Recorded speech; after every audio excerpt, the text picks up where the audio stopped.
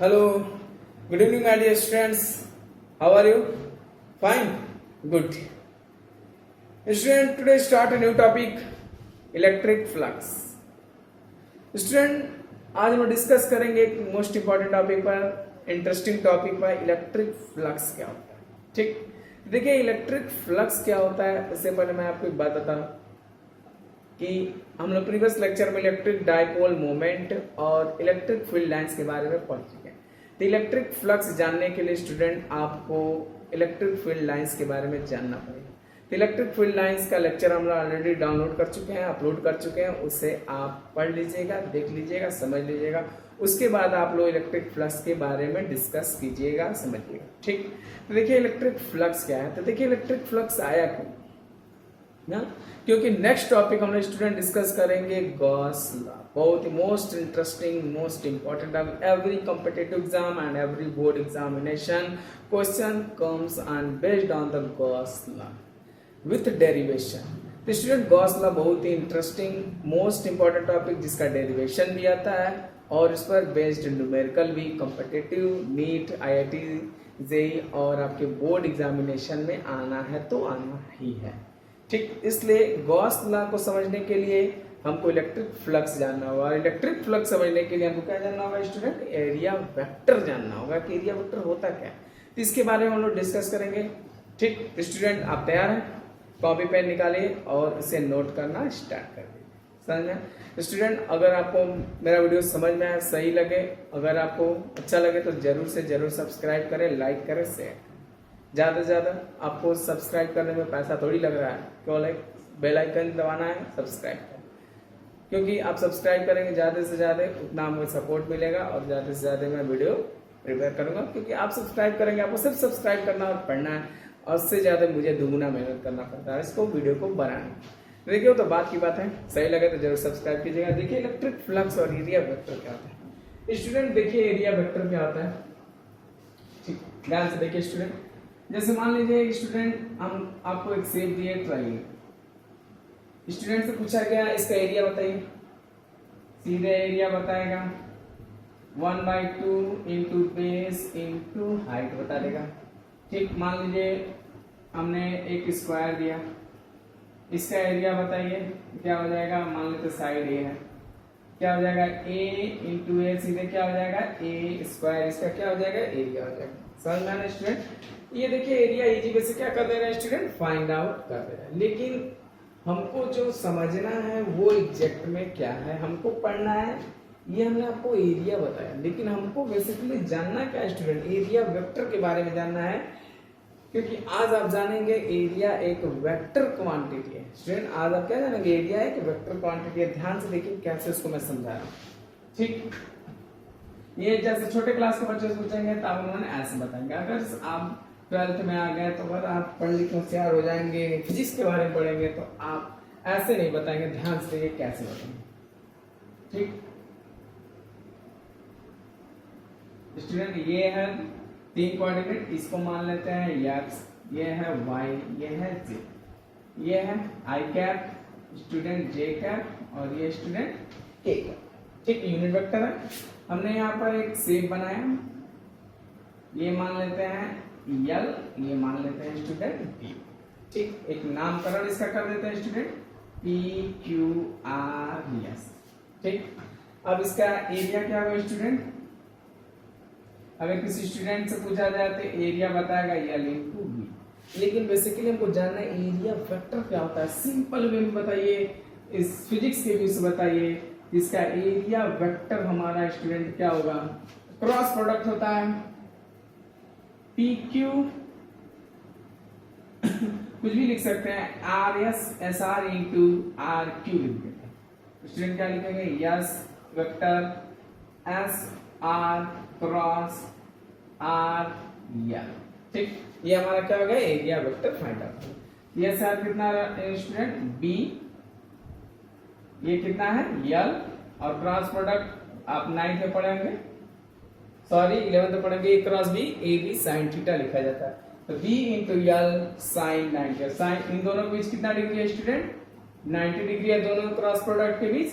तो L into B कितना हो जाएगा, L इंटू B कितना हो जाएगा साइन एंटी वैल्यू 1 होता है, L into B, area vector कितना हो जाएगा स्टूडेंट, एल इंटू बी। ये भी एल इंटू बी आया, ये भी एल इंटू बी। बस ये है कि हमने इसको एक फिजिक्स के व्यू से लिखा और इसको एक सिस्टमेटिक लिखा, ये एरिया एक वेक्टर क्वांटिटी। अब देखिए स्टूडेंट, क्वेश्चन ये आता है कि सर आपने तो बता दीजिए कि वेक्टर क्वांटिटी, तो आप सिर्फ इसकी मैग्नीट्यूड के बारे में बता रहे हैं, इसके डायरेक्शन की बात आप नहीं कर रहे हैं। समझ में आता है स्टूडेंट? देखें एरिया क्या है student, area is a vector quantity,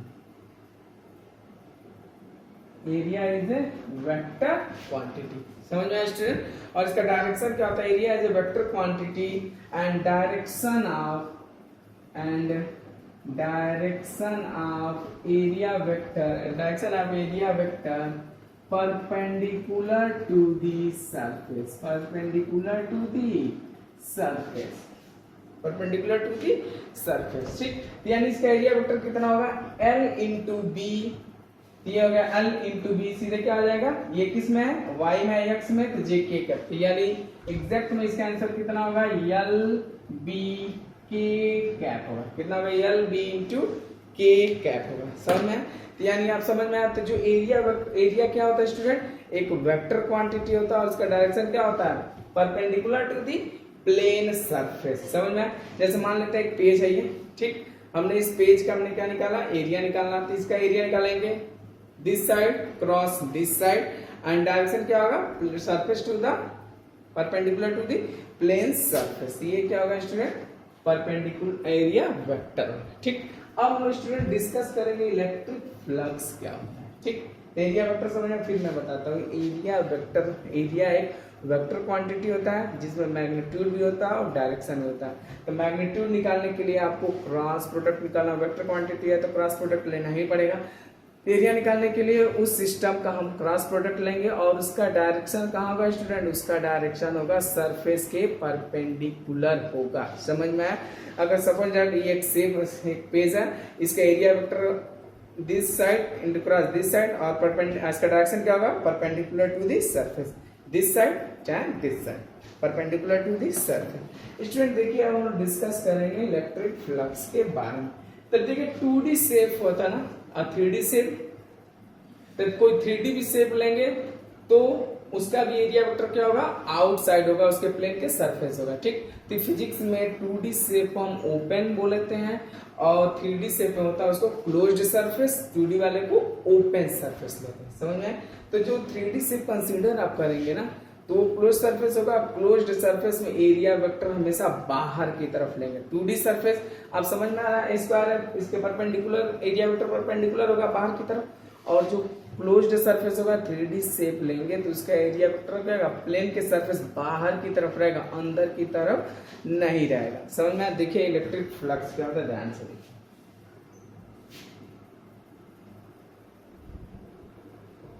student area vector बस थोड़ा बहुत आपको समझाना था।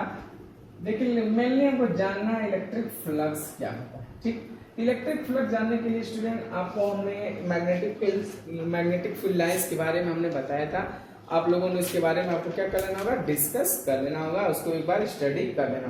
तो देखिए electric flux, student electric flux को डिनोट करते हैं फाई ई से। किससे डिनोट करते हैं स्टूडेंट, फाई ई से। इसको क्या बोला जाता है स्टूडेंट, फाई। हिंदी में लिखते हैं आप, इजी वे से समझ जाएंगे, फाई। ठीक, इलेक्ट्रिक फ्लक्स को सबसे पहले जानिए, डिनोट करते हैं फाई से।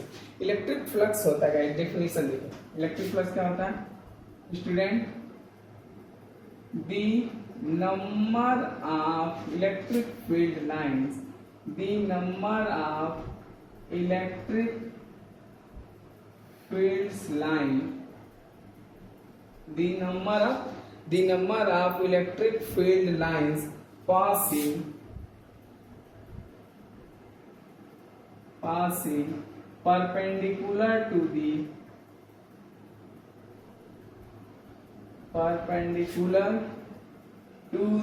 surface।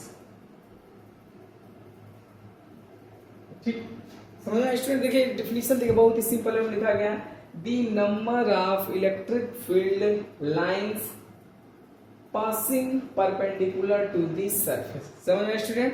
यानी देखिए एक सरफेस हम लेते हैं, कंसीडर कर लेते हैं स्टूडेंट,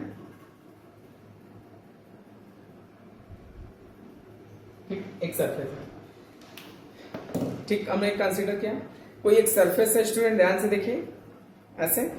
अब इससे जितने भी इलेक्ट्रिक फील्ड लाइंस पास करेंगे, जैसे मान लेते हैं इलेक्ट्रिक फील्ड लाइन ऐसे जा रही है, और इससे जितने भी इलेक्ट्रिक फील्ड लाइन पास कर रही हैं, जितने भी यानी काउंटेबल नंबर में जितने भी इलेक्ट्रिक फील्ड लाइंस पास कर रहे हैं, उसको हम क्या बोलेंगे, इलेक्ट्रिक फील्ड लाइंस हम क्या करेंगे, उसको बोलेंगे। समझ में? जैसे मान लेते हैं एक और सरफेस हमने लिया, ऐसे लिया, हमने बोलेंगे कि इसका electric field lines, electric flux क्या था, ये जैसे कोई इलेक्ट्रिक फील्ड लाइंस पास कर रही है, इसको क्या बोलेंगे, इलेक्ट्रिक फ्लक्स। अगर मान लें ऐसे पास कर रही है, तो देखिए ध्यान से देखिए, 2 इलेक्ट्रिक फील्ड लाइंस पास कर रही है और 3 नहीं पास कर रही, 3 ऊपर से निकल जा रही है, तो इन 3 को हम फ्लक्स नहीं बोलेंगे, सिर्फ फ्लक्स इसको बोलेंगे जो सरफेस से पास करेंगे। यानी स्टूडेंट जो इलेक्ट्रिक फील्ड लाइंस, जितनी भी इलेक्ट्रिक फील्ड लाइंस अगर सरफेस से पास कर रही हैं, तो उसको हम क्या बोलेंगे, इलेक्ट्रिक फ्लक्स। वही लिखा गया था, number of electric field line passing perpendicular to this surface. जैसे स्टूडेंट मान लेते हैं इलेक्ट्रिक फील्ड लाइन ऐसे पास कर रही है,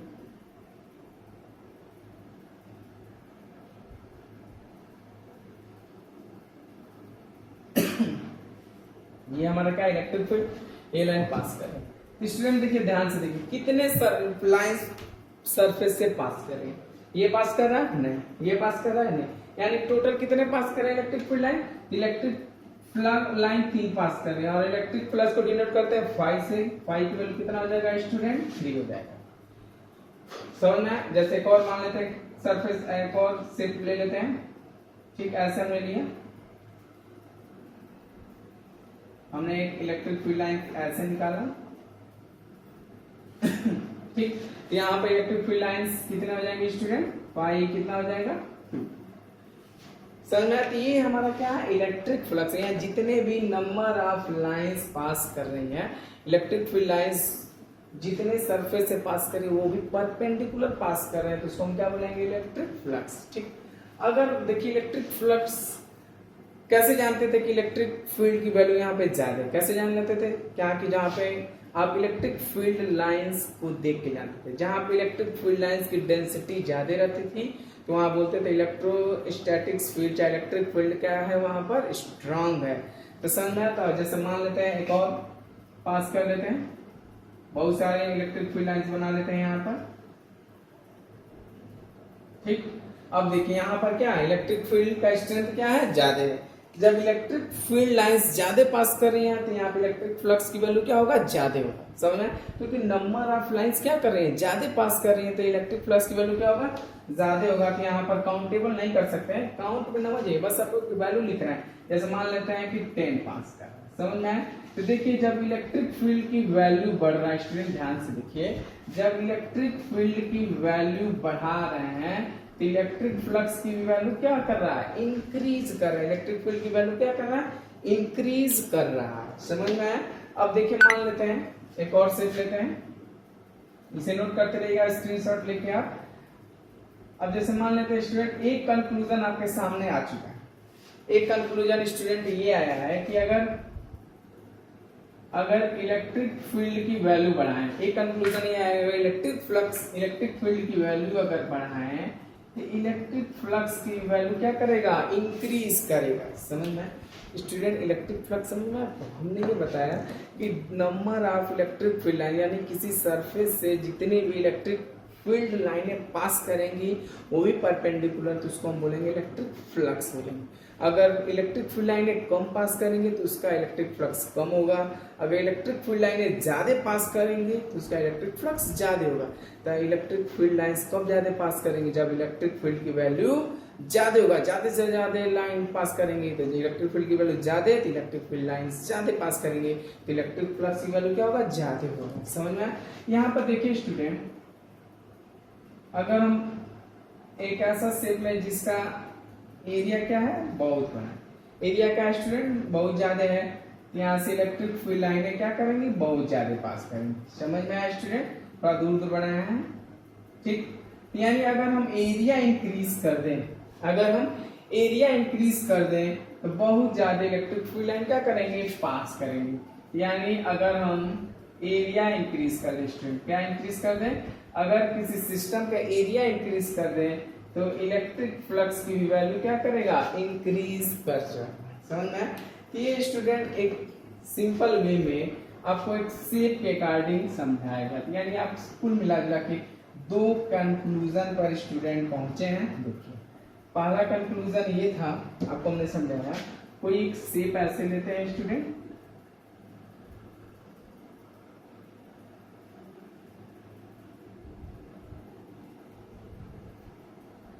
जितने भी इलेक्ट्रिक फील्ड लाइंस पास कर रही है परपेंडिकुलर, उसको हमने इलेक्ट्रिक फील्ड लाइंस का डायरेक्शन क्या है स्टूडेंट, इलेक्ट्रिक फील्ड का डायरेक्शन इधर, जितने भी परपेंडिकुलर लाइंस पास कर रहे हैं उसको इलेक्ट्रिक फील्ड लाइन। तो दो कंक्लूजन है, अगर इलेक्ट्रिक फील्ड की वैल्यू ज्यादा है तो इलेक्ट्रिक फ्लक्स की वैल्यू क्या है, ज्यादा है, अगर एरिया ज्यादा है तो इलेक्ट्रिक फ्लक्स की वैल्यू क्या है, ज्यादा है। तो ये तो था इलेक्ट्रिक फ्लक्स। अब हमको क्या करना है, इलेक्ट्रिक फ्लक्स का फॉर्मूला जानना था, कैसे फाइंड आउट करेंगे इससे का इलेक्ट्रिक फ्लक्स। इलेक्ट्रिक फ्लक्स को स्टूडेंट डिनोट करते हैं फाई ई से, इलेक्ट्रिक फ्लक्स को डिनोट करते हैं फाई ई से, और इसका फॉर्मूला होता है E dot A. Student electric flux को फाई से डिनोट करते हैं, उसका फॉर्मूला होता है ई डॉट ए। समझ में है? और ई डॉट क्या है, क्रॉस प्रोडक्ट, ए डॉट प्रोडक्ट है, यानी इलेक्ट्रिक फ्लक्स है कि स्केलर क्वांटिटी है, इसमें सिर्फ और सिर्फ मैग्नीट्यूड की बात करेंगे, डायरेक्शन की बात नहीं करेंगे। तो आप सीधे फॉर्मूला नोट कीजिए, फाई ई की वैल्यू क्या हो जाएगा स्टूडेंट, ई डॉट ए। समझ में है? अब एक और सेट लेते हैं, एक और, ठीक। अगर मान लेते हैं स्टूडेंट, अगर कुछ शेप ऐसे, ठीक, और इसका एरिया वेक्टर स्टूडेंट इस प्लेन के परपेंडिकुलर होगा, एरिया वेक्टर क्या होगा, प्लेन के परपेंडिकुलर, और इलेक्ट्रिक फील्ड लाइन ऐसे पास कर रही है, इलेक्ट्रिक फील्ड लाइन ऐसे पास कर रही है स्टूडेंट। एरिया वेक्टर और इलेक्ट्रिक फील्ड के बीच कितना एंगल बन रहा है, थीटा एंगल बन रहा है, यानी इलेक्ट्रिक फ्लक्स किस पे डिपेंड कर रहा है, थीटा पे भी डिपेंड कर रहा है, यानी इलेक्ट्रिक फ्लक्स की वैल्यू हो जाएगा ई ए कॉस थीटा। इलेक्ट्रिक फ्लक्स का फॉर्मूला कितना है स्टूडेंट, ई ए कॉस थीटा। समझ में है? यानी ध्यान से देखिए, ये नोट कर लीजिए, यानी आपके सामने इलेक्ट्रिक फ्लक्स का जो फॉर्मूला आया है ई ए कॉस थीटा है, ठीक। यानी देखिए इसका एग्जैक्ट थोड़ा अच्छे से फॉर्मूला बना लेते हैं, अच्छे से एक शेप दे देते हैं आपको।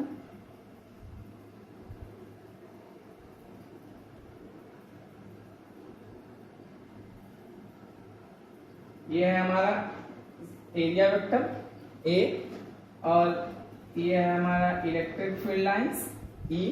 तो एरिया और ई के बीच कितना एंगल बन रहा है स्टूडेंट, थीटा बन रहा है। तो इलेक्ट्रिक फ्लक्स का फॉर्मूला क्या आता है, अभी आपने बताया ई डॉट ए, लेकिन ये थीटा पे भी डिपेंड कर रहा है, तो फाई ई कितना हो जाएगा, ई ए कॉस थीटा।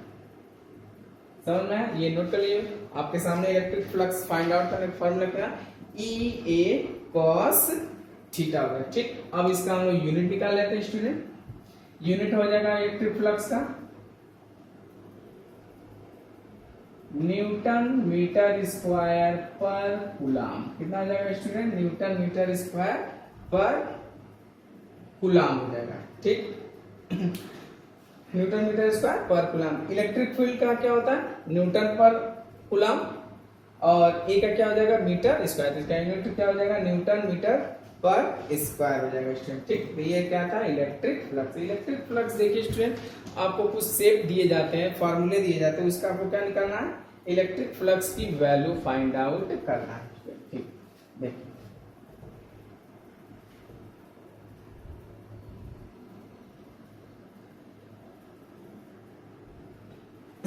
ठीक, जैसे स्टूडेंट एक शेप दिया ऐसे स्क्वायर,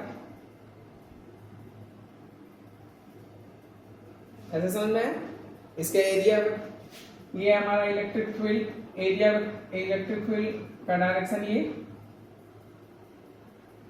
इसका एरिया वेक्टर क्या होगा, प्लेन के परपेंडिकुलर, ये हो जाएगा, ठीक।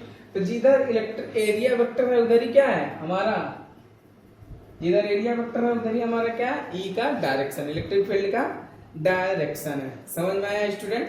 इसका देखिए तो फ्लक्स क्या होगा, ई डॉट ए, तो जिधर ई का डायरेक्शन है उधर ही ए का डायरेक्शन है, तो फाई इक्वल टू क्या हो जाएगा, ई ए कॉस थीटा। ठीक स्टूडेंट, ई और इसका एरिया क्या होगा, स्क्वायर है तो क्या हो जाएगा ए स्क्वायर, और ए और ई के बीच कितना डिग्री बन रहा है स्टूडेंट, 0 डिग्री बन रहा है। cos 0 की वैल्यू स्टूडेंट कितना होता है, cos 0 की वैल्यू 1 होता है, तो सीधे वैल्यू क्या हो जाएगा, ई ए स्क्वायर हो जाएगा। इलेक्ट्रिक फ्लक्स कितना हो जाएगा स्टूडेंट, ई ए स्क्वायर हो जाएगा। एक और सेट लेते हैं स्टूडेंट, ध्यान से देखिए, हमने कुछ शेप का पोजीशन चेंज कर दिया। ठीक, अब ये हम स्टूडेंट मान लेते हैं इलेक्ट्रिक फील्ड का डायरेक्शन, ये हमारा क्या हो जाएगा, इलेक्ट्रिक फील्ड का डायरेक्शन, और ये हमारा एरिया वेक्टर जो बाहर की तरफ आ रहा है, एरिया वेक्टर कहाँ आ रहा है, बाहर की तरफ। अब इसका बताइए फ्लक्स क्या होगा, इलेक्ट्रिक फील्ड इधर, area vector perpendicular to this surface. Student phi E क्या हो जाएगा स्टूडेंट, ई डॉट ए, ये तो फार्मूला है, ये ई ए कॉस 90, ई और ए के बीच कितना एंगल बन रहा है, 90 डिग्री बन रहा है। तो स्टूडेंट फाई ई कितना हो जाएगा, ई ए कितना है हमारा, साइड ए मान लेते, क्या हो जाएगा ए स्क्वायर, और कॉस 90 की वैल्यू कितना होता है स्टूडेंट, 0, यानी इसका फाई कितना हो जाएगा स्टूडेंट, इलेक्ट्रिक फ्लक्स कितना हो जाएगा, 0 हो जाएगा स्टूडेंट।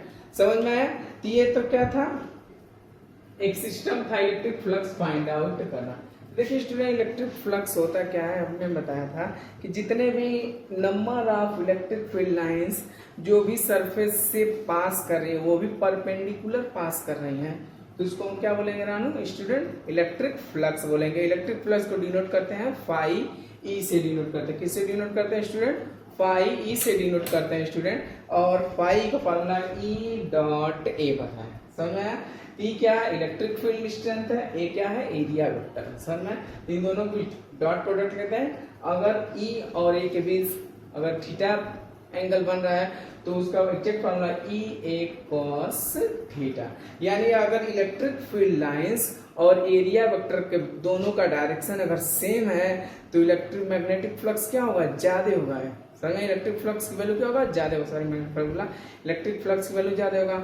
अगर एरिया वेक्टर और इलेक्ट्रिक फील्ड लाइंस के बीच परपेंडिकुलर है, अगर 90 डिग्री बनना है तो वहां पर इलेक्ट्रिक फ्लक्स की वैल्यू क्या होगा स्टूडेंट, 0 होगा। समझ में आया?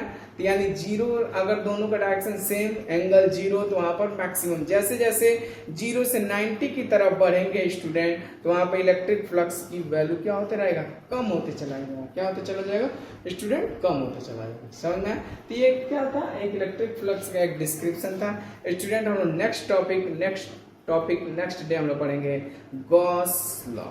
Okay bye.